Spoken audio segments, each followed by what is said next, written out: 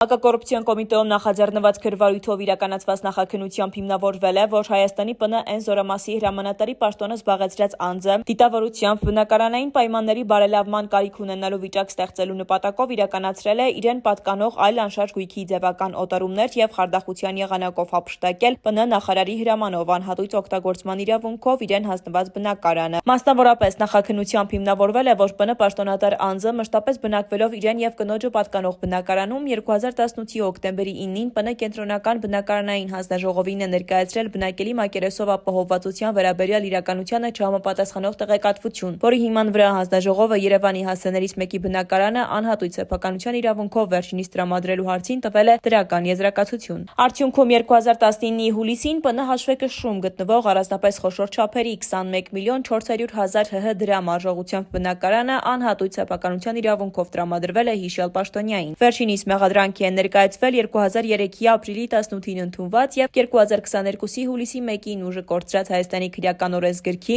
178-րդ հոդվածի 3-րդ մասի առաջին կետով։ Քրվարույթով նախաքննությունը ավարտվել է և վարույթի նյութերը մեղադրական եզրակացությամբ ուղարկվել են Հայաստանի հակակոռուպցիոն դատարան։